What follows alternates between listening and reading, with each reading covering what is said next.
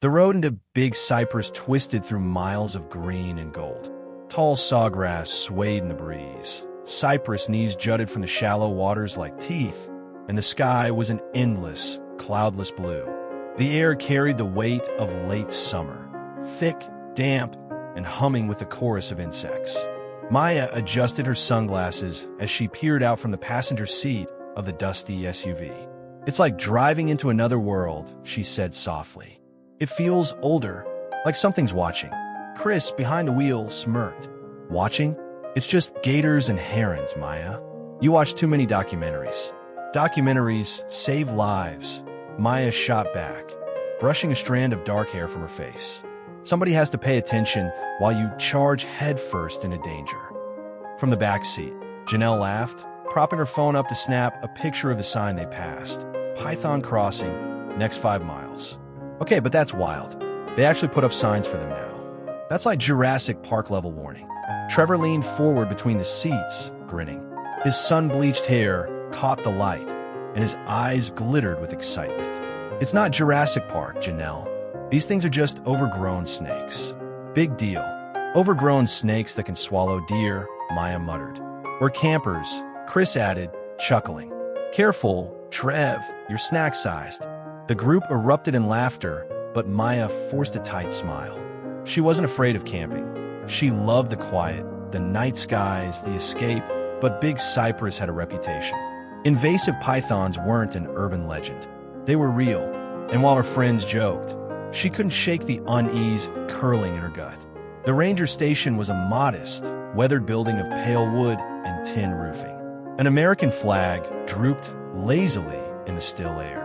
Inside, a fan turned slowly overhead, stirring the smell of pine cleaner and sun-baked uniforms. A man in his 60s leaned on the counter, his ranger hat resting beside a thermos. His face was worn from years of sun, lines etched deep around his eyes, but his gaze was warm and steady. His nameplate read, "R. DeSoto. You kids here for the weekend?" DeSoto asked, his voice a low rumble. Chris nodded. "Just a couple nights, hike a bit, camp, maybe fish. We've got permits." "Good." DeSoto slid the paperwork back toward him and took a slow sip from his thermos. "Big Cypress isn't a playground. You want to keep your food hung away from the ground. Bears aren't your problem here. Snakes are." Janelle leaned her elbows on the counter. "We saw the signs. Do people really hit pythons on the road?" "Every month or two," DeSoto said simply. "Some of them stretch 20 feet. The invasive ones, the Burmese, they don't belong here, but they thrive. Too well." His gaze hardened briefly. "They'll go for anything they think they can overpower." Trevor smirked. "So, as long as I don't look like a raccoon, I'm fine." DeSoto didn't smile. He leaned forward, resting his calloused hands on the wood. "Son, don't joke about it. A python isn't like a gator. A gator scares easy. Most times you clap or splash at bolts. A python doesn't think like that. It sees you. It coils. By the time you realize what's happening, it's too late." The room was quiet for a moment. The buzzing of the fan seemed suddenly louder. Maya broke the silence, her voice calm but firm. "We'll be careful. We'll keep the food up and stick together." The ranger studied her, then gave a small nod. "Good. You've got sense. Just remember, the swamp doesn't forgive mistakes. Respect it, and it'll let you leave." The trail into the Cypress Dome was narrow, lined with palmettos and shaded by tall trunks that rose like columns in a cathedral. The air smelled of wet earth and pine sap. Dragonflies darted overhead, their wings catching the light like shards of glass. "Not bad, huh?" Trevor said, hoisting his pack higher on his shoulders. "Feels like we're in some survival show. Except we're not getting paid," Janelle muttered, swatting a mosquito on her arm. She glanced at Maya. "Hey, think you can rig the food bag like you did last time? I swear I'll just tie a knot wrong and feed the wildlife." Maya smiled faintly. "Yeah, I've got it. Just find me a good branch." They reached a clearing near the dome, where the trees opened into a soft patch of grass. The ground was mostly dry, with only a few dark pools where frogs splashed at their approach. It was quiet, unnervingly so, save for the distant croak of bullfrogs and the occasional rustle in the reeds. "This'll do," Chris declared, dropping his pack.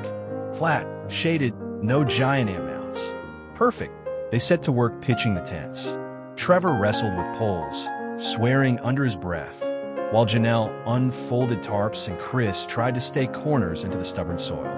Maya moved efficiently, her hands practiced, her eyes scanning the brush line even as she worked. When the tents were finally up, Maya tied the food bag to a sturdy branch, hoisting it high. That should keep raccoons and... She paused, eyes flicking to Chris, and snakes away. Chris gave an exaggerated bow. Our survivalist queen saves the day. As the sun dipped lower, the swamp transformed. Golden light streamed through the cypress canopy, painting the water in fire. Birds called to one another, wings beating overhead. But as night drew near, a shift crept in. The air grew heavier, the buzzing of insects louder, the shadows thicker. They sat around a small campfire, its smoke curling into the dark. Trevor roasted marshmallows while Janelle scrolled through her phone, searching for a signal she wouldn't find. Chris leaned back against a log, the firelight flickering across his face. You ever think about how big this place is? He mused.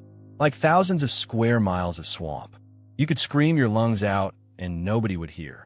Comforting, Janelle muttered, rolling her eyes. Maya poked the fire with a stick. That's why you respect it.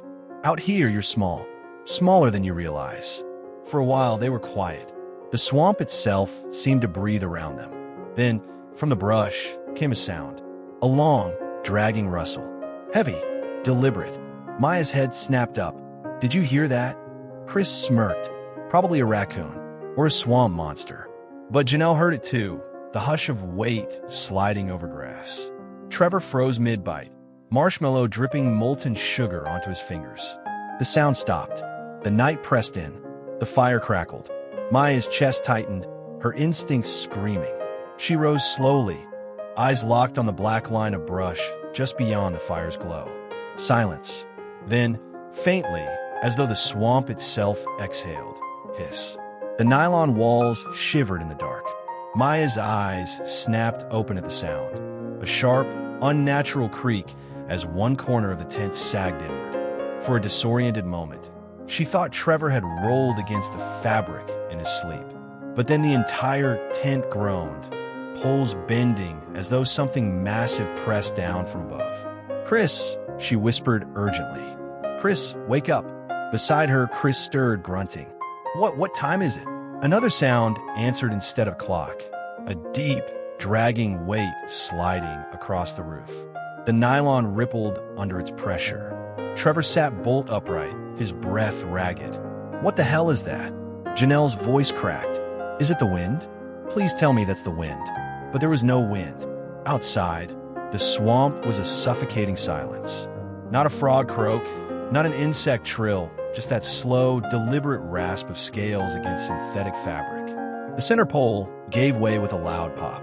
The roof collapsed inward, forcing them all down in a heap. Get off, Trevor cried, shoving upward with both hands. His palms struck something cold and heavy, something that moved.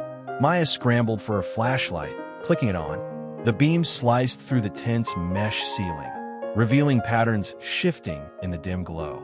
Not fabric shadows, scales, gleaming, mottled, alive. Oh my God, Janelle whispered, voice trembling. It's a snake. The python's bulk sagged against the tent, crushing it lower. Trevor pushed again, but the weight only pressed harder. The air grew hot, suffocating as nylon plastered against their faces. Then came a sound that froze them all, the rasp of fabric tearing. The python's head punched through the nylon with terrifying speed. Its jaws spread wide, tongue flickering, eyes unblinking. For a heartbeat, nobody moved. Then the serpent struck, not at the humans, but the dangling shape of the food bag still knotted inside. But Trevor was in the way. The bag straps tangled around his arm as the python lunged, mistaking him for part of its prize. Its body poured inside the tent like living muscle, coiling, tightening. Help me! Get it off me! Trevor screamed, thrashing. Chris grabbed his legs, pulling, while Janelle clawed at the tightening coils. It's crushing him, she sobbed. Maya's instincts kicked in. Her hands flew to her pocket knife, flipping the blade open. "Hold him still." "I can't," Chris shouted, straining as Trevor's body lifted off the floor, dragged upward by the serpent's relentless grip. Maya slashed at the tent wall, opening a jagged rip. Fabric split with a sharp tear, letting in a rush of damp night air. She thrust the knife toward the coils, hesitating an instant at how close the steel came to Trevor's skin. The snake squeezed harder. Trevor's scream cut short into a strangled gasp. "Do it, Maya," Chris yelled. She drove the blade down. The knife glanced off scales like armor, barely penetrating. The python twitched, but instead of retreating, it shifted, tightening its grip. Trevor's ribs popped audibly, the sound grotesque and final. "No, no, no," Janelle wailed, pounding on the serpent's body with her fists. "It's killing him." "Pull," Chris roared. Together they yanked Trevor's legs while Maya stabbed again, harder this time. Blood smeared the knife, dark hot. Not Trevor's, but the snake's. The python recoiled slightly, its head whipping back, jaws gaping in silent rage. That moment was enough. With one last desperate heave, Chris dragged Trevor free of the tightening coil. Trevor collapsed onto the trampled floor of the tent, hacking and choking for air. The python hesitated, its vast body undulating in confusion. Then, with an eerie speed, it slipped backward through the torn nylon, disappearing into the swamp grass outside. The tent sagged in ruin, shreds of fabric clinging to poles bent nearly double. For a long moment, no one moved. Only Trevor's ragged gasps filled the night. Maya pressed her hand against his chest, feeling the swelling bruises. "Stay with us, Trevor. You're okay. You're okay." His lips were pale, his voice barely audible. "It had crushed me." Chris knelt beside him, fury flashing in his eyes. "That thing almost killed him. We can't stay here." Janelle wrapped her arms around herself, trembling. "What even was that? How big? How big was it?" "Bigger than we've ever seen," Maya whispered, scanning the darkness through the ragged tear. The beam of her flashlight trembled in her grip. Every shifting shadow looked like scales, every ripple of grass a coil waiting to strike again. Trevor coughed violently, wincing with each breath. "I can't breathe right. Hurts." Maya's heart hammered. He needed medical help, broken ribs, maybe internal damage. They couldn't wait until morning. "We have to move," she said firmly, rising to her feet. "We can't stay in this tent. It'll come back." Chris dragged his backpack out from the collapsed mess, slinging it over his shoulder. "Fine. We get him to the ranger station. Now." "And what if it's still out there?" Janelle's eyes were wide with terror, darting to every sound outside. "We'll be walking right into it." "We don't have a choice," Maya snapped. Her voice shook, but her resolve didn't. "If we stay, Trevor dies. If we move, maybe we make it." The words hung in the heavy air, undeniable. They worked quickly, cutting Trevor free from where his shirt had snagged on torn fabric. Chris and Maya supported him under each arm, his weight sagging heavily between them. Janelle stuffed essentials into her pack with trembling hands: flashlights, water bottles, a half-crushed first aid kit. Every minute stretched like an hour. Outside, the swamp seemed to wait in silence. "Okay," Maya whispered when they were ready. "Stay close. No one wanders. We move together, and we don't stop for anything."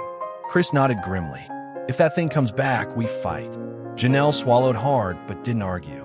They stepped into the night, the clearing now hostile, alien. The fire had burned low, embers glowing faint red. Beyond its weak light, the swamp was black, endless. Trevor groaned with each step, every breath a struggle. "Don't leave me," he whispered. Maya tightened her grip on him. "We won't. I promise." They hadn't gone 20 yards before it started again, the sound of weight dragging through the grass. Slow, deliberate, following. Janelle froze, her voice a ragged whisper. "It's here." Chris spun, flashlight beam cutting across the trees. For a fraction of a second, the light caught something pale. Shed bark? No, scales. A massive, sinuous body sliding just beyond sight. "Keep moving," Maya hissed. Her voice was low, urgent. "Don't give a chance." But Trevor stumbled, his knees buckling. Chris caught him before he hit the ground. "You can't walk like this. We need help now." As if mocking their desperation, the rustling grew louder, closer. Something shifted in the underbrush with terrifying speed. Janelle's scream tore the night apart. The python's head burst from the grass, mouth wide, tongue flickering. Its eyes locked on them, unblinking, ancient. For one heartbeat, Maya thought it would lunge again. But instead, with a ripple of muscle, it slipped back into the swamp, vanishing as silently as it had come. The silence it left behind was worse than the attack. Because now they knew, the serpent was not leaving. It was following. The swamp pressed in on them like a living wall. The trees arched overhead, blotting out most of the moonlight, and the ground was soft with muck, each step sucking at their boots. The only sounds are the wet slap of shoes and Trevor's ragged, wheezing breaths. "Slow down," Janelle whispered hoarsely, glancing behind them with every few steps. "Please, what if it's waiting?" Chris, supporting Trevor's weight on one side, snapped back in a hushed growl. "If we slow down, he's done for. We keep moving." Trevor coughed, his face pale under the weak glow of their flashlights. I can't," he stumbled, and Maya caught him under the other arm, tightening her grip. "Yes, you can," she said firmly, though her voice cracked under the strain. "We're almost there. Just a little further." "Almost where?" Janelle demanded, panic edging her voice. "We don't even know where the hell we're going." "The ranger station can't be far," Maya said, though she knew the truth. Out here, far was a guess at best. Their trail had twisted and vanished when they fled the collapsed tent. Every tree looked the same. Every pool of dark water felt like a trap. Chris glanced at her, reading the lie in her tone, but said nothing. His jaw was set, his eyes forward. They pushed on until Trevor sagged completely, his legs folding beneath him. He slipped from their grasp and crumpled onto the damp ground with a cry of pain. "No, no, no. Trevor, stay awake," Maya pleaded, kneeling beside him. His breaths were shallow, uneven. She pressed her hand gently to his ribs and felt heat and swelling. Internal bleeding, maybe. He needed real help. Chris kicked at the mud in frustration. "Damn it, he won't make it at this pace. We need a light." Faint, flickering, weaving through the swamp ahead. For one terrifying second, Maya thought it was some trick of the dark, until the beam steadied and a voice rang out. "Who's out there?" They froze. The voice came again, closer now, rough but steady. "Show yourself. You ain't got business sneaking in the swamp at night unless you're lost or stupid." Chris raised his flashlight and called back. "Help. Please, we need help. One of us is hurt." From the shadows stepped a man carrying a lantern and a long wooden pole. He wore a faded cap, clothes streaked with mud, and heavy boots caked with swamp grit. His skin was weathered, his beard gray, his eyes sharp even in the dark. The man stopped a few feet away, studying them with a guarded expression. "Well, hell, you kids look like you've seen a ghost." "It wasn't a ghost," Janelle blurted out. "It was a python. Huge, bigger than anything." The man's eyes narrowed. "How big?" Chris gestured desperately. "Big enough to collapse a tent. Big enough to crush him in one coil." He pointed at Trevor, who groaned faintly. The man lowered his lantern, kneeling beside Trevor with surprising gentleness. He touched his side lightly, nodding grimly. "Ribs. Bad ones. He's lucky he's still breathing. Can you help him?" Maya asked, her voice tight. "I'll do what I can," the man said, standing again. "Name's Carl. Been fishing these waters longer than you've been alive. Lucky for you, my skiff's not far." Relief crashed over Maya, so fierce she nearly cried. "Thank God." Carl's expression didn't soften. "Don't thank God yet. You sure about what you saw? Python that size. If it's following you, we got more trouble than just getting this boy out." "It is following us," Janelle whispered. "I heard it. We all did." Carl's eyes flicked to the brush around them, then back. "Then we best not waste time." It took all of them to lift Trevor onto their shoulders again, but Carl led the way with long, sure strides. He moved as if the swamp bent to him, stepping through muck and tangled roots without hesitation. "How do you know the path?" Maya asked, panting under Trevor's weight. Carl gave a short grunt. Because I've walked it more times than you've taken exams. These cypress knees, these waters, they're a map if you know how to read them. City folk come out here and think it all looks the same. That's how they vanish. People vanish? Janelle asked, horrified. Carl didn't look back. Happens. Sometimes it's gators. Sometimes it's the swamp itself. Lately he paused. Sometimes it's snakes. The silence that followed was worse than any answer. At last they reached the canal. The moonlight shimmered faintly on its dark surface, a thin strip of water cutting through the trees. Pulled up on the bank was Carl's skiff, a small, weathered boat with an outboard motor. Get him in, Carl ordered. Chris and Maya eased Trevor into the skiff as carefully as they could. He groaned but stayed conscious, clutching his chest. Janelle climbed in next, eyes darting nervously at the water. Carl pushed them off with his pole, then swung the motor into place. The hum broke the swamp's silence, low but steady, as they glided down the canal. For a few minutes, the rhythm of water against the hull was almost calming. Then Maya noticed something. The mud along the bank bore fresh marks. Wide, smooth trails where something enormous had dragged itself across. She followed them with her eyes until they vanished into the reeds. Carl saw her looking. That's her, he said quietly. Your snake. Maya's throat tightened. You mean it's following the canal? Not just following. Carl's voice was grim. It knows you, smells you. Once a python gets its mind on prey, it don't quit easy. You're not just passing through anymore. You're part of its hunt. Janelle whimpered, hugging her knees. Why us? Why would it care? Carl didn't answer right away. His lantern light reflected off the dark water. Finally, he said, sometimes they don't need a reason. Sometimes you just cross paths with something had decided you were worth the trouble. A splash rocked the skiff. Janelle screamed. Chris swung his light toward the water, but there was nothing, just ripples spreading from the black. Carl's knuckles whitened on the tiller. Stay still. The boat lurched again, harder this time. Something massive shifted beneath them, brushing the hull like a submerged log coming to life. Carl, Maya began. Hold on, Carl barked. He yanked the throttle, and the skiff shot forward, engine whining. The water erupted behind them. For an instant, Maya saw it. A coil thicker than a man's waist, breaking the surface in a spray of foam. The snake struck at the boat's wake, jaws snapping shut with a sound like cracking wood. Faster, Chris shouted. I am, Carl roared, the engine straining as the skiff tore through the narrow canal, branches whipping past overhead. The snake surged again, slamming into the side of the boat. The skiff rocked violently, water splashing over the rim. Janelle clutched the bench with both hands, sobbing. Trevor moaned weakly, too broken to cry out. Maya gripped the side, her mind racing. It's going to flip us. Carl bared his teeth. Not if I can outrun the bastard. The canal bent sharply.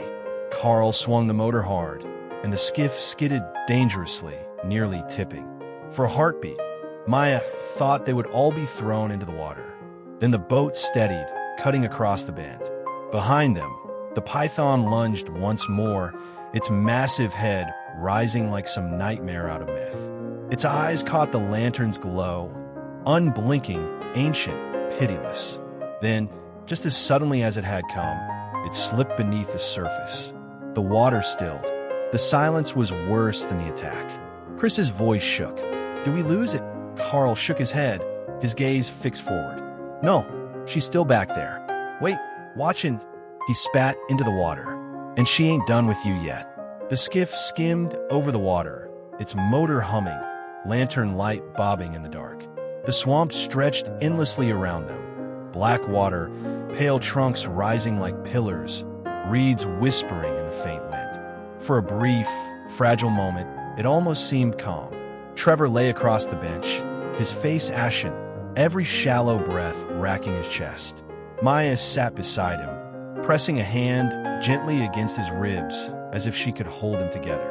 Janelle hugged her pack to her chest, eyes darting to every ripple in the water. Chris sat at the bow, jaw clenched, his flashlight sweeping back and forth across the canal. Carl steered, one hand steady on the tiller, eyes forward. He didn't speak. He didn't need to. His silence carried weight. Finally, Janelle broke it. Her voice was small, shaky. Maybe it's gone. Maybe we left it behind. Carl's eyes didn't shift from the dark water ahead. It ain't gone. Chris let out a bitter laugh. You sound real sure of that. I am. Carl's tone was matter of fact, not cruel. When a snake's that size, it doesn't waste the energy unless it's decided something's worth it. That one's got your scent. It'll keep coming. Maya swallowed hard, her gaze on Trevor's shallow breaths. Then we have to outrun it. Carl finally looked at her. His expression was grim, but respectful. Girl, you don't outrun a thing like that. You outlast it. You find high ground. You keep your fire hot. You make yourself too much trouble to be worth the fight. But on the water, he trailed off, eyes narrowing at something ahead. Maya followed his gaze. The canal rippled strangely, like something massive shifted just beneath the surface. Carl, she whispered. I see it. The skiff jerked suddenly, nearly tossing Janelle off her bench. She shrieked, clutching the side. Something had slammed against the hull. Hard. Hold on, Carl barked, twisting the tiller. The motor roared as he tried to push the boat faster, but the skiff rocked violently again as another impact struck from below.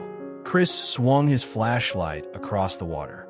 For an instant, the beam caught it, thick, mottled scales sliding just beneath the surface, longer than the boat itself. Oh, Jesus, Chris muttered, voice cracking.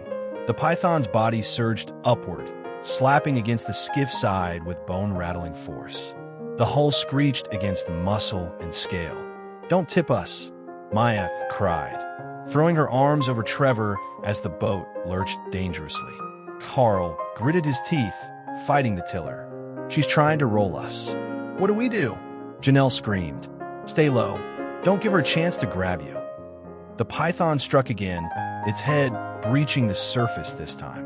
Lantern light glinted off its unblinking eyes, its jaws yawning wide. Chris reacted first, swinging his flashlight like a club. The heavy beam cracked against the snake's snout. The python recoiled with a violent splash, water spraying into the boat. You like that? Chris shouted, adrenaline masking his terror. Come back for more. Don't taunt it, Carl snapped. You'll just make her meaner. Janelle sobbed, rocking back and forth. It's gonna kill us. It's gonna kill us. Maya grabbed her shoulder firm. Janelle, look at me. We're not dead yet. Help me with Trevor. Keep him from sliding if we flip. The words snapped Janelle out of her spiral. She nodded frantically, moving to brace Trevor's limp body with her arms. The boat shuddered again as the python rammed it from below. This time, the skiff lifted slightly before slamming back down into the water. Trevor moaned at the impact. She's underneath us, Carl shouted. Then run her over. Chris yelled. Carl's eyes flashed. You think this motor's strong enough to chew through 20 feet of snake? You just piss her off worse. The serpent rose again, this time coiling partially over the edge. Its body slithered onto the stern, scales scraping against wood, water cascading off its bulk. The boat tilted dangerously as the python's weight pressed it down. Carl didn't hesitate. He let go of the tiller, grabbed his wooden pole, and swung with every ounce of strength.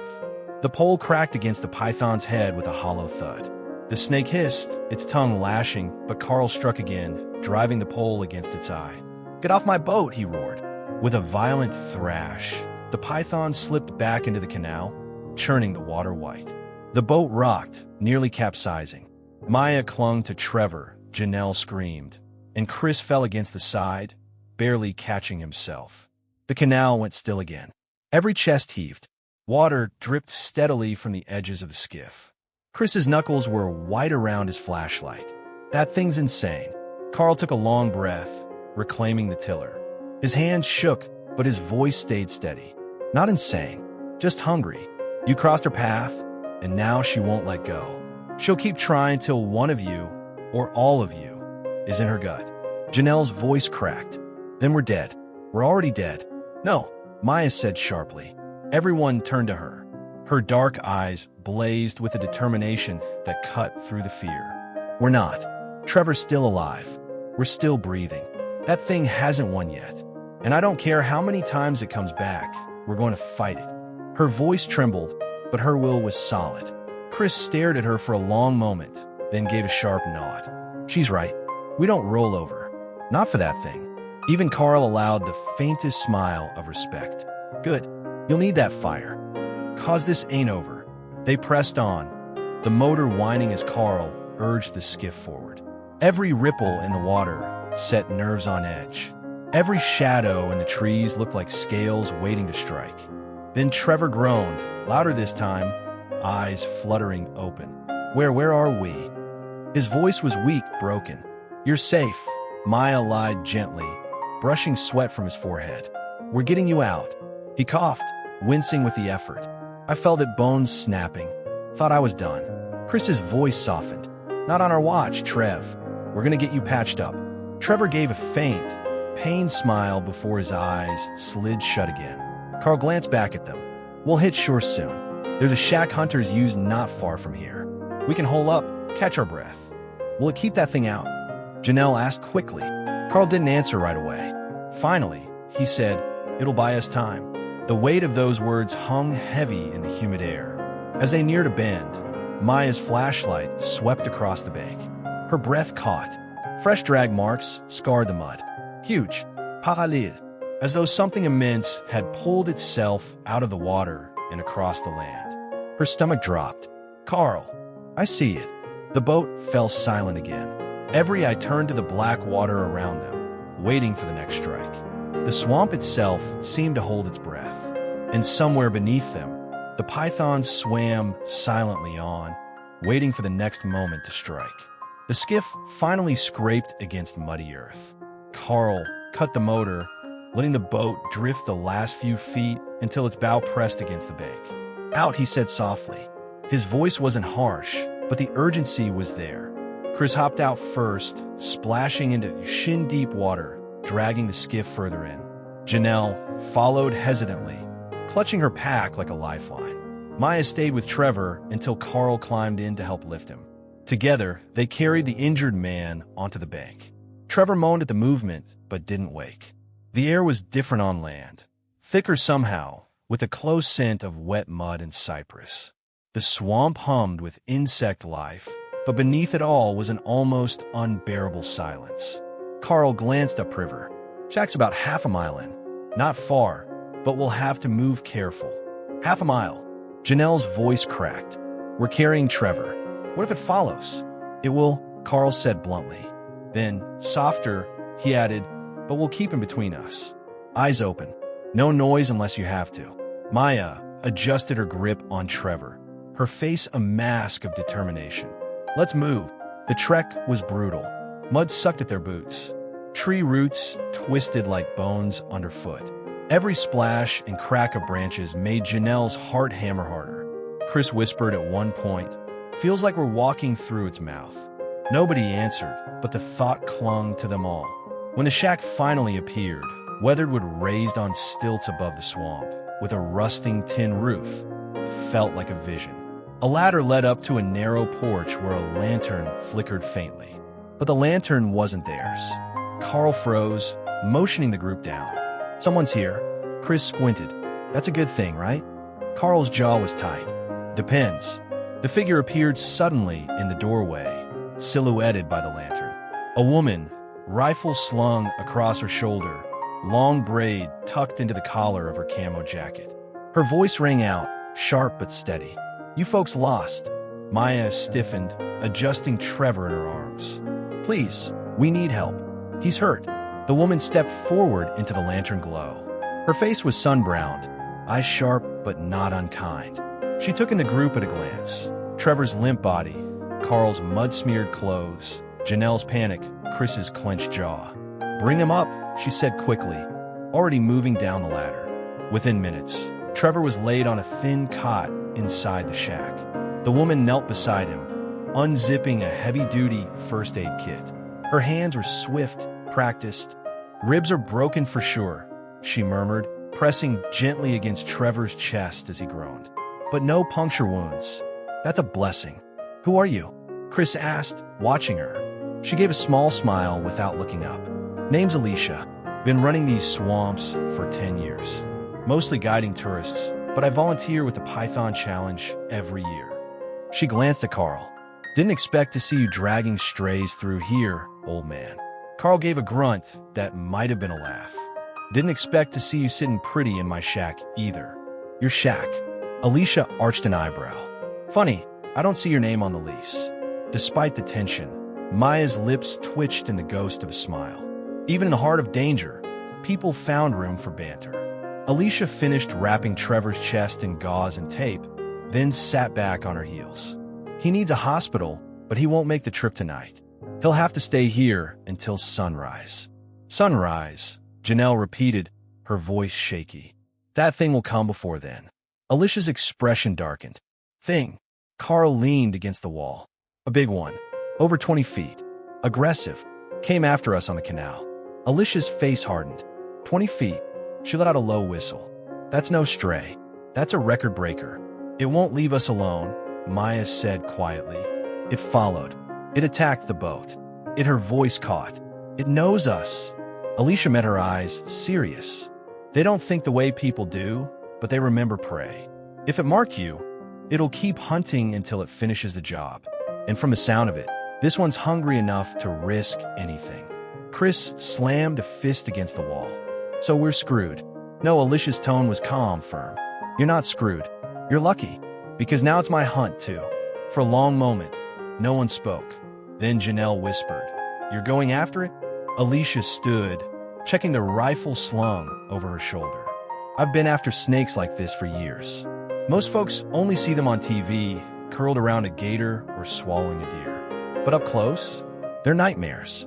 And they don't belong here. She moved to the window, peering out at the swamp. Thing is, I've never heard of one this bold. They usually avoid people. But this one, it's acting different. Smarter. Carl crossed his arms.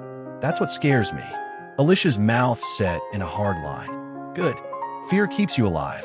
The group settled uneasily into the shack. Janelle sat near Trevor, watching his shallow breaths. Chris paced like a caged animal.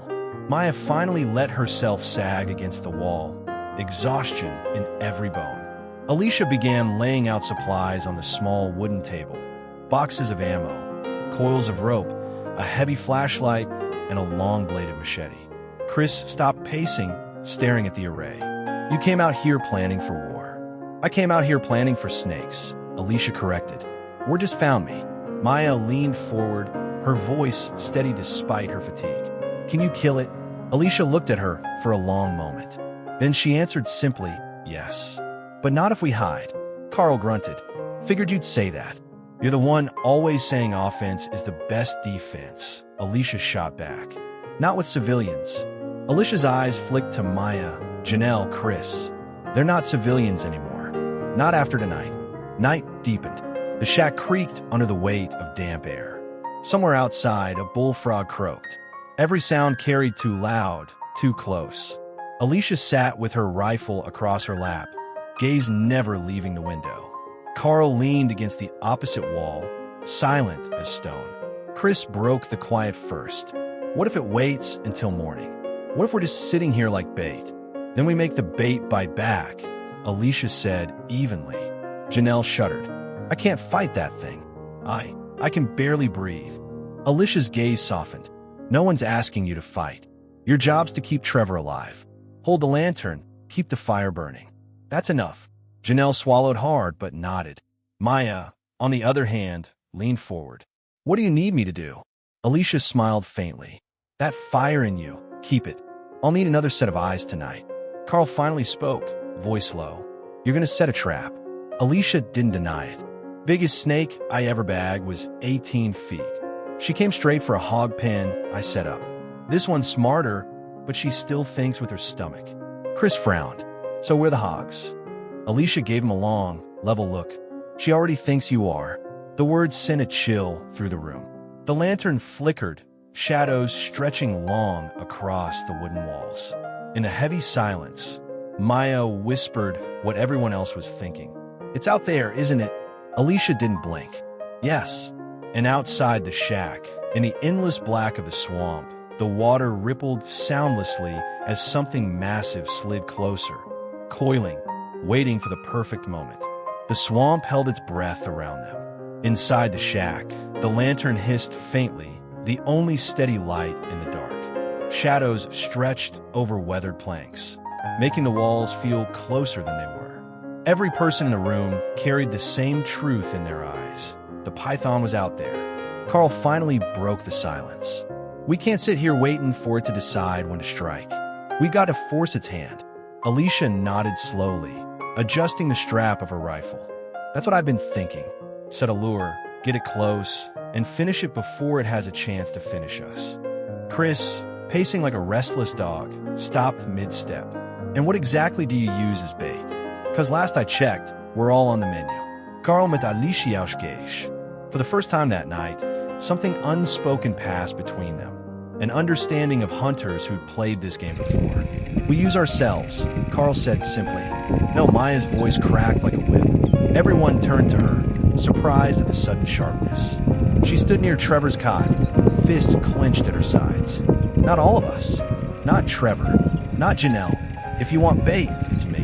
Janelle's face went pale. Maya, don't. Maya cut her off. It's already after me. It came down on our tent. It wrapped Trevor because I was closest. It's not stopping until it gets me. Her voice faltered for a moment, but she held firm. So use me. Alicia studied her for a long moment, then said softly, You've got guts. But it's not just about who it wants. It's about how we control the fight. The plan came together in whispers, huddled around the table.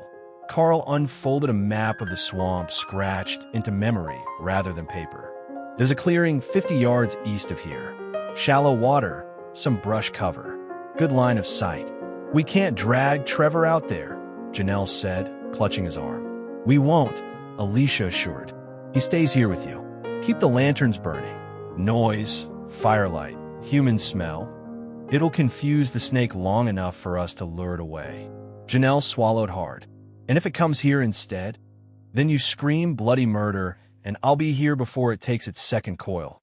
Alicia said flatly. There was no bravado in her tone, only fact. Chris leaned in. So how do we lure it? Raw meat? Noise? Carl shook his head. It's keyed to them. He gestured at Maya, then at Chris himself. Movement, heat, heartbeats. That's what it'll chase. Chris went quiet for a moment. Then he squared his shoulders. Then I'm in. I'll run bait with Maya. Maya's head snapped toward him. No, Chris. Don't bother arguing, he said, with a shaky grin that didn't hide his fear. You're not the only stubborn one here. By the time the lantern's flame had burned lower, the trap was ready. Carl carried a sharpened gaff pole, heavy and solid. Alicia checked her rifle, then the machete strapped to her leg. Chris carried only a flashlight and a length of rope, knuckles white around the handle. Before they left, Maya bent over Trevor. His eyes fluttered open, glassy with pain. You going somewhere, he murmured. She touched his hand gently. We're gonna end this, Trev. For you. For all of us. His lips trembled into the faintest smile. Don't let it win. We won't, Maya whispered, then kissed his forehead before rising. Janelle gripped her arm as she passed. Please come back. Maya gave her a fierce, quick nod. All of us or none. The night swallowed them as they stepped outside. The clearing Carl had mentioned was little more than AF. Flat patch of mud and shallow water, bordered by low brush and leaning cypress. The air was heavy, the kind that clung to your skin, thick with the buzzing of insects. Alicia set the lantern on a stump in the center, its glow casting a shaky circle of light. This is the stage, she said quietly. Now we wait. Carl crouched near the edge, eyes fixed on the water. Chris paced within the light's reach, his nerves barely contained. Maya stood firm, refusing to let fear bend her spine. Minutes dragged like hours. Every ripple in the dark water was a threat. Every gust of wind through the reeds sounded like scales. Then the swamp went quiet. Too quiet. Carl's voice was low, grim. She's close. It started with a ripple, then another. A slow, deliberate weight cutting across the canal toward them. Maya's heart thudded in her ears. She forced herself to stay still, to stay visible in the circle of lantern light. Chris whispered, "It's coming right at us." "Hold," Alicia hissed, rifle raised but steady. The water bulged. Scales broke the surface, gleaming like wet armor. The python rose, impossibly long, its head lifting into the lantern light. Its jaws parted in a slow, silent hiss, tongue flicking the air. It wasn't charging. It was studying, testing. Alicia's finger tightened on the trigger. Then she froze. The python's coils shifted just beyond her line of fire, too close to Maya. "Not yet," Carl murmured. The serpent slid further in, muscles rippling under its skin, body looping around the edge of the clearing. It wasn't striking. It was circling. Maya felt its gaze lock onto her. Every instinct screamed at her to run, but she held her ground, chest heaving. Chris, trembling, stepped closer to her. "If it takes you, it takes me too." "Idiot," she whispered, but her lips trembled with gratitude. The python coiled tighter, the lantern light catching the glossy sheen of its eyes. Then, with terrifying speed, it lunged. "Moo!" Carl roared. Maya and Chris dove in opposite directions as the python struck, its jaws smashing into the lantern stump. The glass shattered, spilling flame across the mud. Smoke curled, fire licking low and hungry. Alicia fired. The rifle cracked like thunder, the shot slamming into the python's flank. The monster twisted violently, tail lashing, knocking Carl backward into the mud. "Keep moving," Alicia shouted. Maya scrambled to her feet, mud streaking her arms. Chris wasn't so lucky. The python's tail whipped into him, knocking the breath from his lungs. He hit the ground hard, gasping. "Chris!" Maya screamed. The python's head swung toward him, jaws opening wide. Carl surged forward, gaff pole in hand. With a guttural shout, he rammed the sharpened end into the serpent's neck. The python writhed, letting out a chilling hiss that rattled the swamp. "Shoot it!" Carl bellowed, straining against the weight of muscle. Alicia fired again. The shot cracked into the python's shoulder, sending another spray of blood across the mud. But it wasn't enough. The beast twisted, slamming its coils around the pole, wrenching it from Carl's hands. Its body snapped sideways, knocking him down. Maya grabbed Chris's arm, dragging him back just as the coils smashed into the earth where he'd lain. The fire from the lantern spread, flames licking across the brush. Smoke filled the clearing, stinging eyes and throats. Through it all, the python loomed, wounded but undeterred, its massive body weaving between shadow and flame. Alicia reloaded with lightning speed, her eyes cold steel. "It's hurt but not done." Carl, coughing, pulled himself up, mud clinging to his clothes. "Neither are we." Maya tightened her grip on Chris's hand, her voice shaking but strong. "Then let's finish it." The python hissed, flames glinting off its scales. Smoke curled thick around them, and as the swamp burned low and red, hunter and hunted prepared for the next strike, knowing only one side would walk away when the fire died. The shack creaked under the weight of the swamp night, wind whispering through the gaps in its planks. Lanterns flickered, casting long, trembling shadows that danced across the walls. Inside, Trevor lay on the cot, breathing shallow and uneven, Janelle pressed against him like a shield. Outside, the swamp held its secret, every sound amplified in the heavy silence. Something was moving, slow, deliberate, impossible to ignore. Alicia stood near the doorway, rifle in hand, scanning the dark edges of the clearing. Carl crouched beside her, gaff pole ready. Chris hovered near the lantern, flashlight sweeping the tree-line, and Maya gripped a heavy stick, knuckles white. "Quiet," Alicia whispered. "It knows we're here. That thing doesn't strike blindly anymore." Chris swallowed hard. "How do we know it won't just break in?" Alicia didn't answer right away.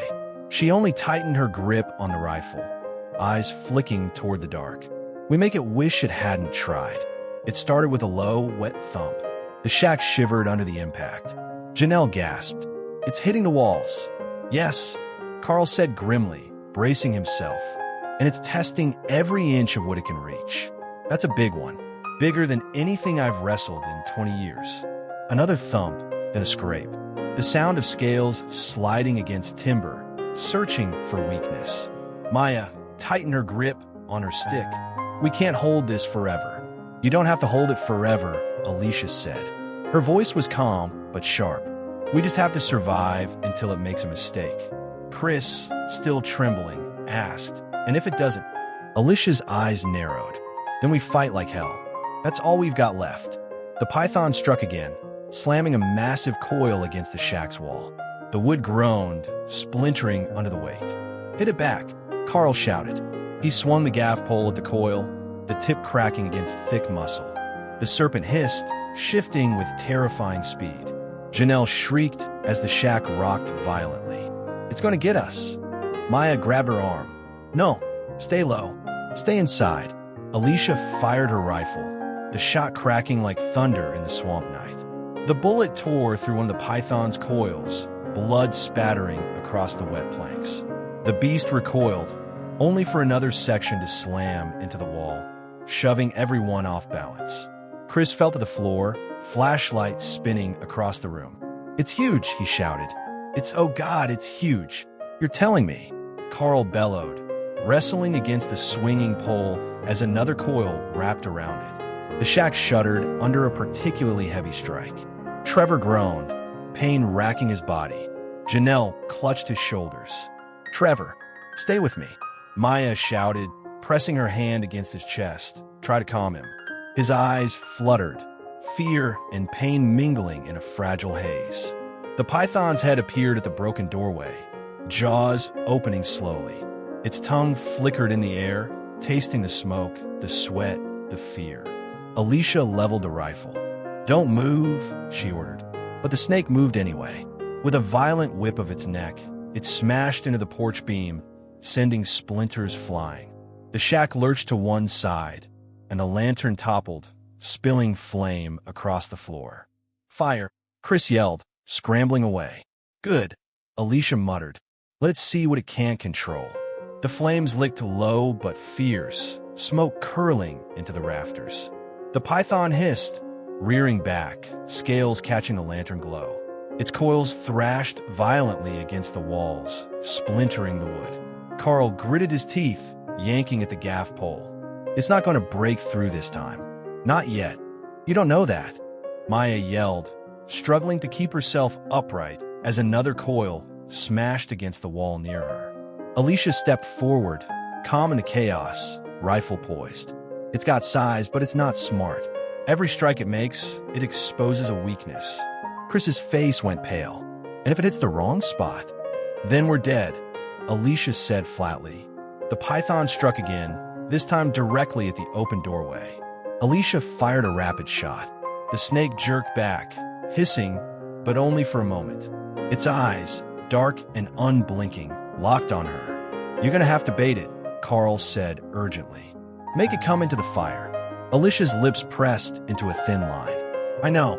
She grabbed a coil of rope, tying it to a nearby beam. Then, with a deep breath, she stepped toward the doorway, waving the rope slowly. The python's eyes followed every motion, calculating. "Be careful," Maya shouted, gripping her stick. "I've got this," Alicia said, voice low and steady. The python struck again, but Alicia sidestepped. With a swift motion, she yanked the rope, dragging a heavy log across the threshold. The snake followed, curious, its massive head swinging toward the motion.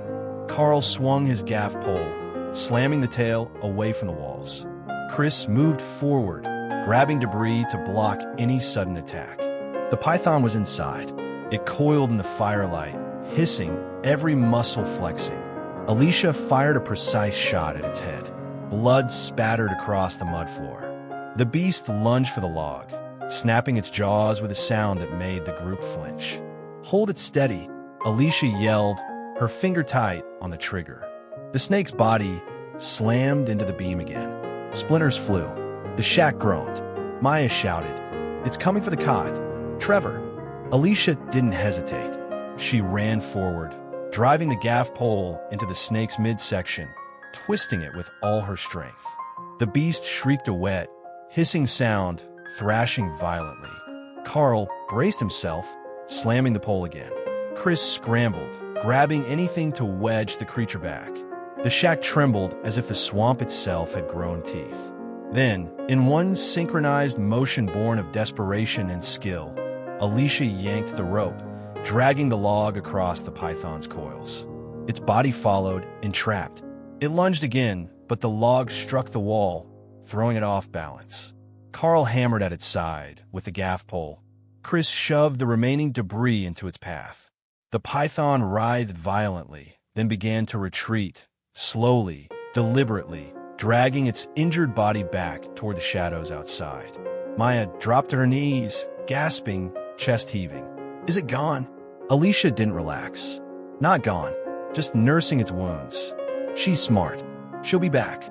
Carl wiped mud from his face, breathing hard. That was too close. Janelle clutched Trevor, tears streaming. You thought you were done, Alicia said softly, finally allowing herself a small nod. But you're not. Not yet. Not until morning, at least. Chris sank against the wall, pale.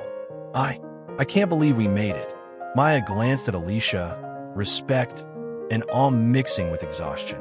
You saved us. Alicia shook her head. We all saved each other. But this isn't over. That snake's not giving up. And neither can we. The shack settled into a tense, fragile silence. Outside, the swamp waited. Every rustle, every whisper of water sounded like scales moving just beyond the walls. Trevor groaned weakly. Janelle pressed a hand to his chest. Maya leaned back, trying to catch her breath. Chris slumped against the wall, eyes still wide with shock. Alicia cleaned her rifle with methodical precision. We'll reinforce the walls at first light. Set traps. Make a line of fire. She's big, but every monster has a limit. Carl nodded. We got her once. Can do it again. But tonight, we survive. And for the first time in hours, the group allowed themselves to believe it might be possible. Outside, the python's dark shape slid silently through the swamp, hidden by reeds and shadows, nursing its anger and plotting its next strike. The battle for the shack was over. The war for survival was just beginning.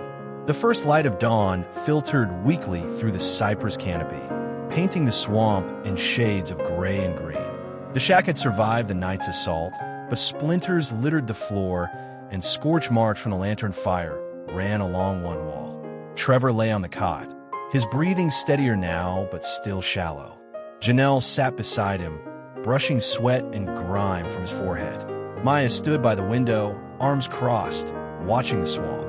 Every movement of water, every rustle of reeds, made her muscles tense. Alicia crouched over the rifle, checking the chamber and adjusting the strap. She's out there, she said softly, still moving, still watching. Chris sat against the far wall, knees drawn up. His face was pale, but his eyes held the first glimmer of determination. We can't just sit here. We survived the night, but it's not done with us. Carl leaned against the wall, arms crossed, eyes narrowed. That's the truth, and we gotta treat it like the predator it is. Not like an animal. It's smart, patient, and ruthless. Maya turned sharply. So what do we do? Alicia stood, pacing the shack's narrow floor. We plan, trap it, corner it, force it into a position where it can't escape or ambush us again. This isn't just brute force. It's patience, strategy, and firepower. Chris shifted. And what about Trevor? We can't exactly drag him into a swamp ambush. Janelle's voice was shaky but firm. He stays here.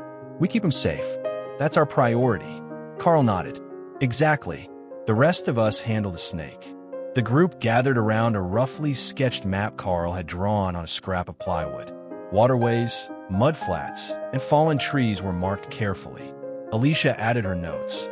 Vantage points, potential traps, places where the snake could be lured.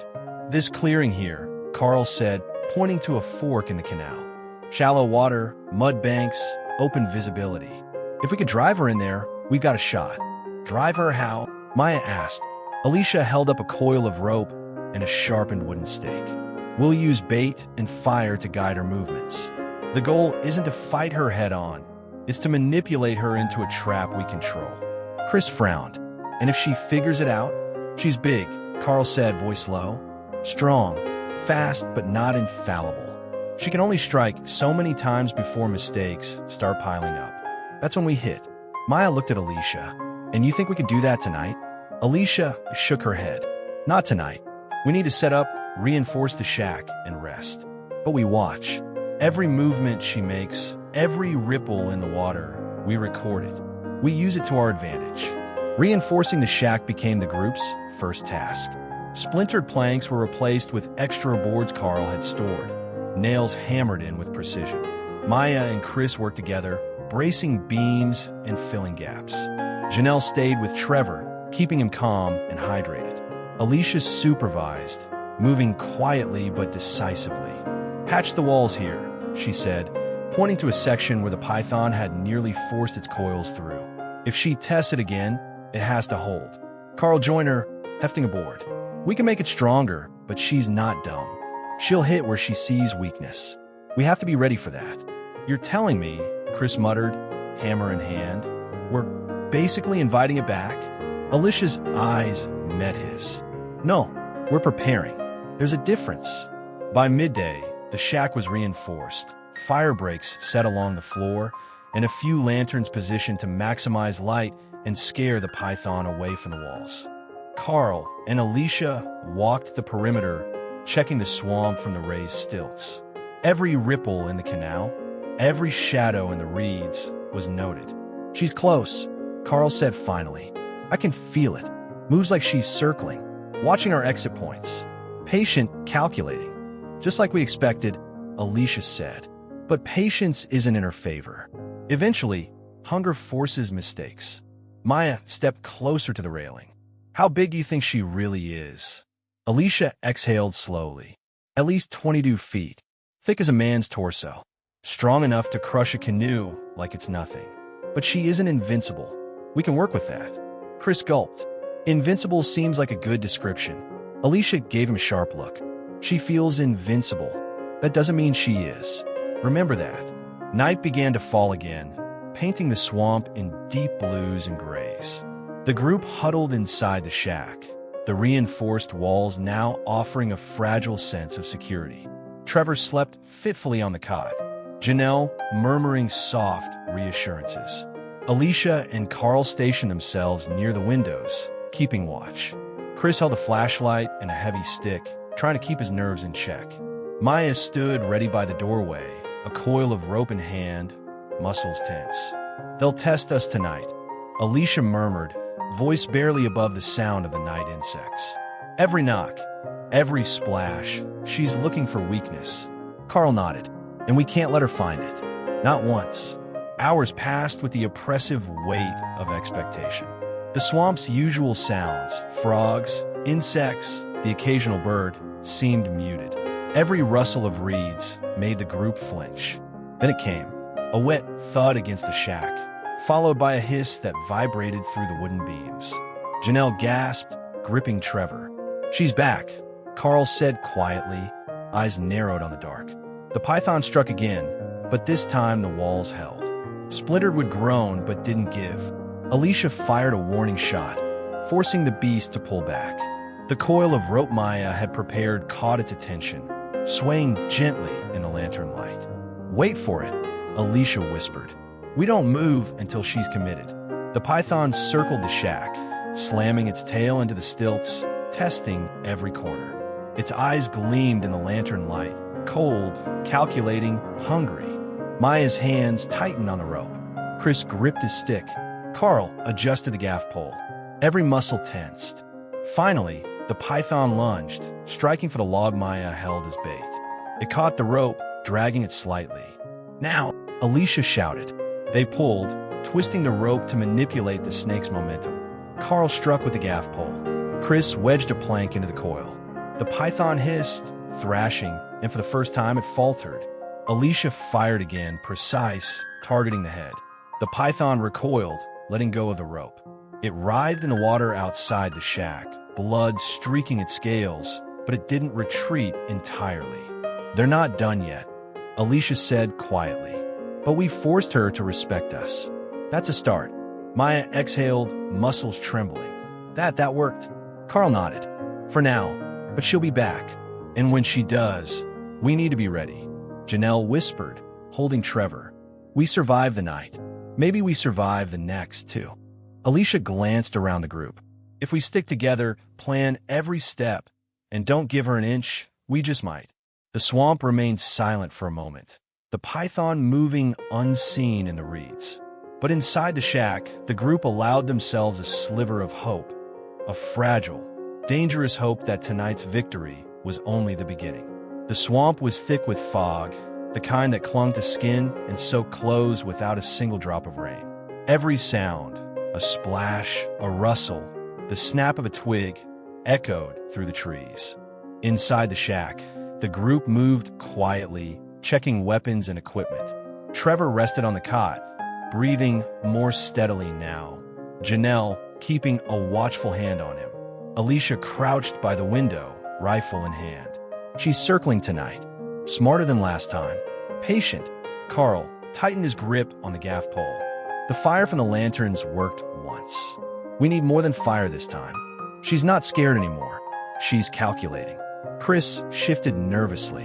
Calculating means she's thinking about how to kill us. Maya, standing near the reinforced doorway, glanced at him. And we'll do the same thing. Outthink her. Alicia's eyes met Maya's. Exactly. Every mistake she makes is our opportunity. Every hesitation we turn into a trap.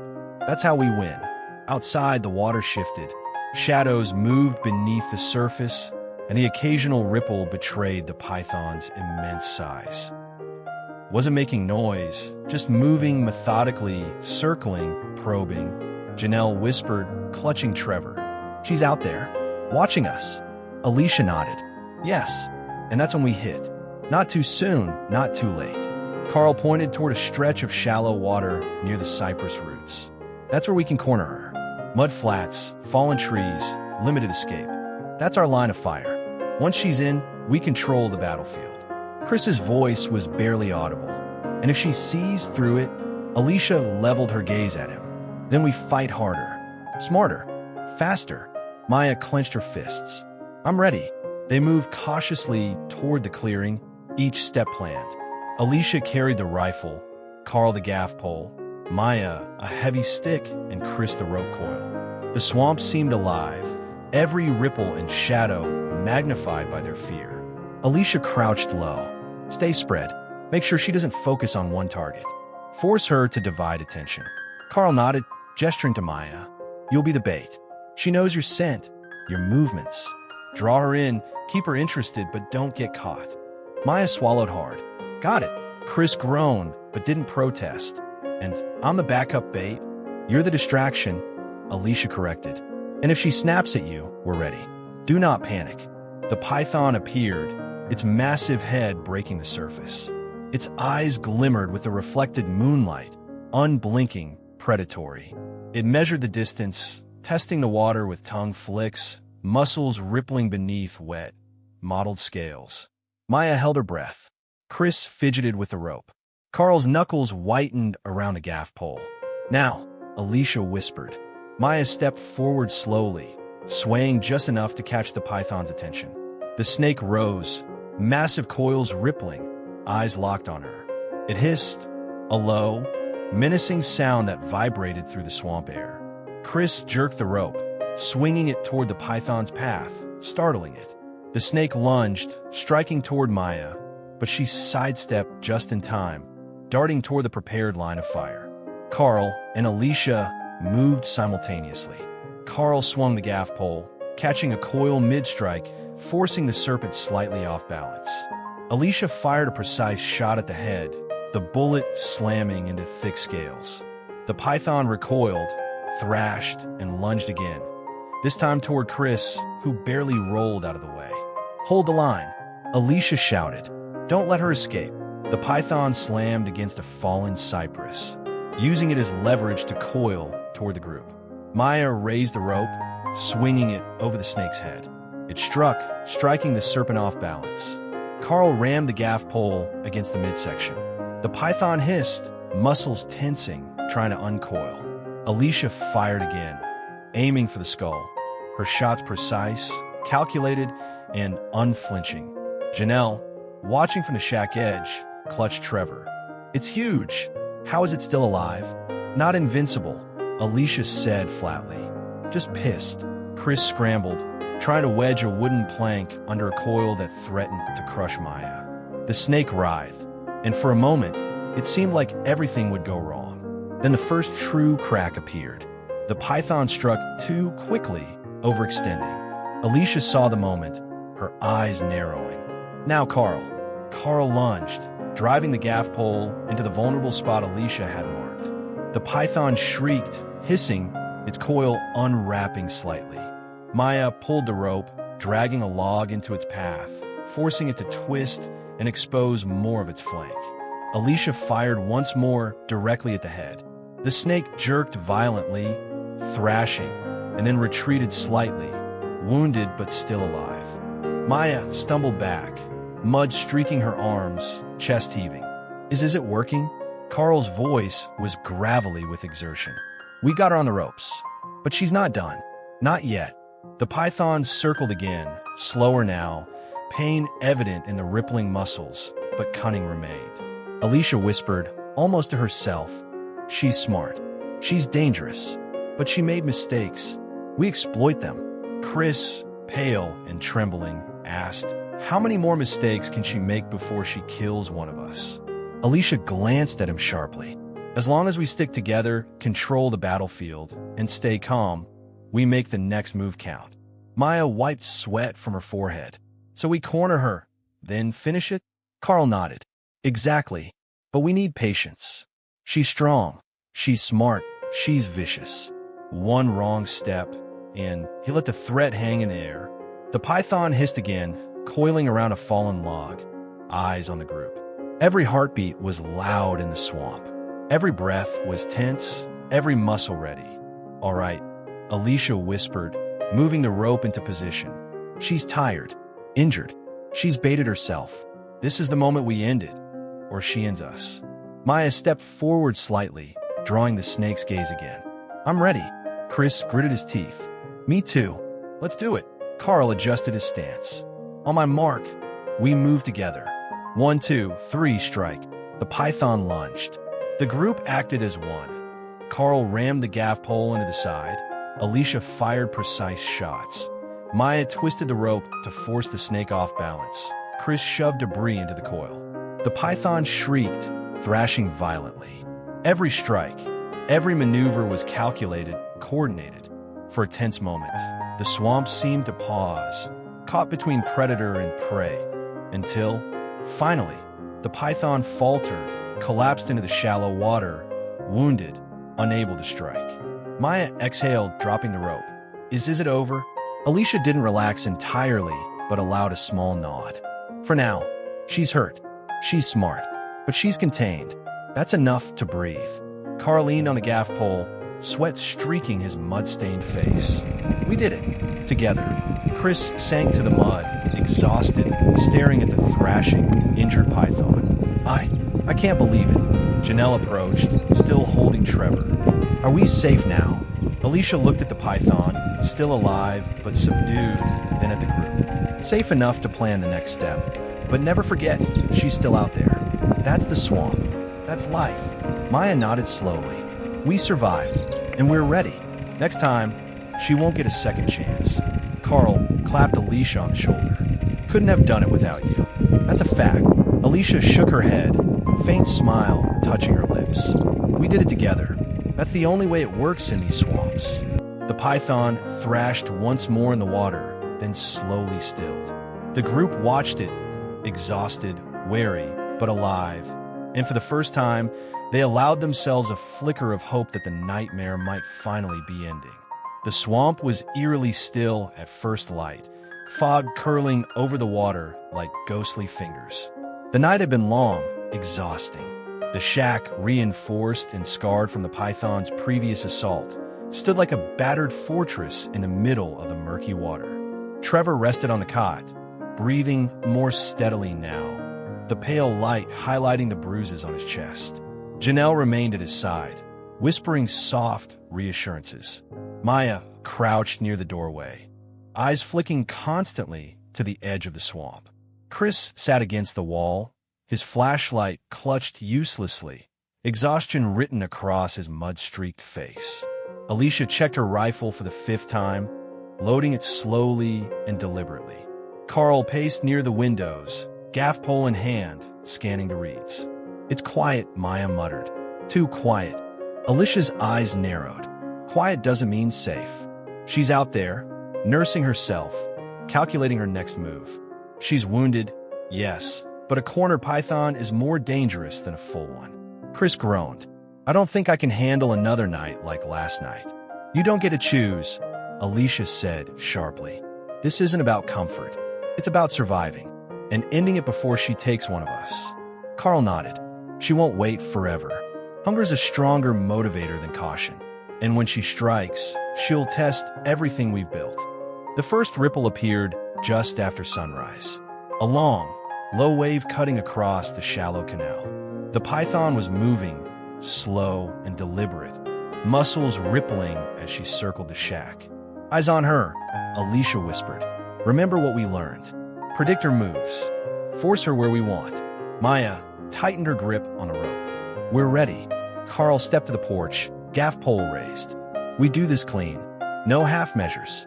She goes down today, or one of us does." Chris flinched. I hope it's today." Janelle whispered softly to Trevor, who opened his eyes slightly. "Stay calm. Everything will be fine." She glanced at Alicia. "Are we really going to kill it?" Alicia didn't answer immediately. Her eyes followed the shadow beneath the water. Finally, she said, "Not kill. Control. If we're lucky, it's over. If not, we make sure it can't strike again." The python approached the shack slowly, Coils gliding over the mudflats. It paused at the reinforced stilts, testing the ground with the tip of its massive head. Alicia signaled Maya. "Draw her in," she whispered. Maya stepped forward cautiously, swaying slightly, holding the rope aloft. The python's eyes locked onto her, calculating. Its tongue flicked in and out, tasting the air, noting her scent, her movement. "Steady," Alicia said. "Let her commit." The snake lunged, striking at the rope. Maya yanked it back, forcing the serpent into a shallow channel prepared earlier. Carl rammed the gaff pole into its flank, sending a spray of water across the mud. The python hissed violently, thrashing. Chris grabbed a heavy plank and wedged it under one of the coils, trying to prevent it from crushing Maya. "It's too strong." Alicia's voice cut through sharply. "Then use her strength against her. Every strike, every movement. Anticipate and redirect." The python's head whipped toward Alicia, jaw snapping. She fired a precise shot, striking the thick scales near its skull. The beast shrieked, hissing, but didn't retreat. Instead, it lunged at Maya again. Maya dove aside, grabbing the rope, yanking the snake's head toward the channel.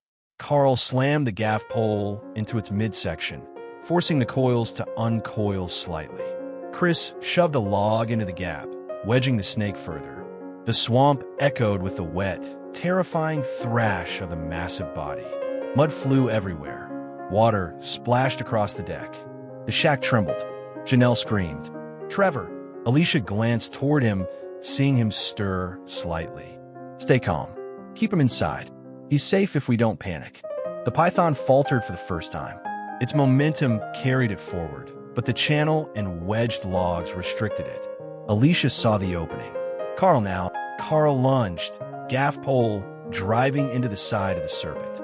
The snake hissed, muscles bunching, then recoiled violently.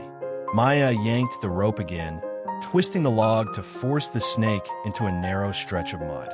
Chris shoved another piece of wood under a coil, and Alicia fired again, hitting near the head. For a moment, the python froze, hissing in pain, struggling against its restraints. Then it lunged violently toward Alicia, faster than anyone expected. "Moo!" Alicia shouted. Maya tackled her sideways, rolling out of the way as the python slammed into the channel. Carl struck it again, gaff pole snapping against the thick scales, and Chris added another wedge to keep it from striking forward. Breathing hard, Alicia leveled her rifle again. "One final strike," she muttered, almost to herself. The python lunged, its jaws snapping inches from Maya. Alicia fired, striking the head squarely. The beast twisted violently, thrashing against the mud, then froze. One final, gurgling hiss escaped its jaws before it slumped, exhausted and wounded beyond motion. Silence fell across the swamp, broken only by the occasional drip of water from the python's slick body. Maya sank to the ground. Shaking, mud streaked across her arms. Is it really over? Carl exhaled, leaning on the gaff pole. Mud streaked across his face. For now, she's not moving. That's all that matters. Chris collapsed fully, staring at the python. We did it. Alicia walked carefully around the massive body, rifle at the ready, scanning for any sign of renewed aggression. She's done, dead or near enough. We survived because we stayed calm, worked together, and never gave her an inch. Janelle held Trevor tightly. We really made it, Trevor whispered, weakly but with relief. Thanks for not letting it get me. Maya knelt beside him. You're safe now, Trev. We're all safe. The group gathered slowly outside the shack, the swamp quiet except for distant birdsong. The morning sun glinted off the water, turning the mud and reeds golden. Every face was streaked with sweat, mud, and relief. Carl clapped Alicia on the shoulder. I've been in these swamps my whole life. Never met one like her. Never worked with people like you. Couldn't have done it without your skill. Alicia shook her head, faint smile breaking through exhaustion. We all did it.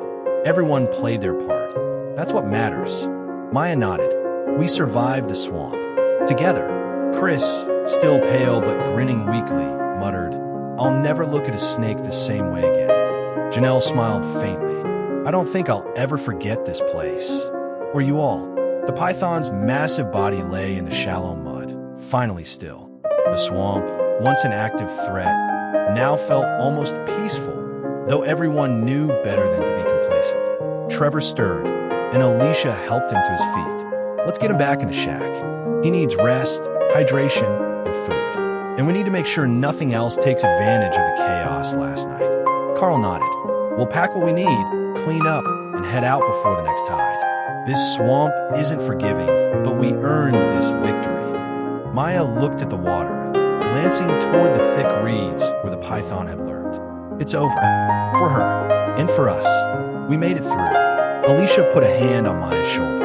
And if the swamp teaches anything, it's that we survived because we worked together, trusted each other, and never gave up. Chris exhaled, the tension finally leaving his shoulders. Next time I go camping, I'm sticking to mountains. Janelle laughed softly, tears in her eyes. You said the same thing about last year. The group shared a rare moment of levity amidst exhaustion. The swamp still hummed with life, but the nightmare that had haunted them was finally contained.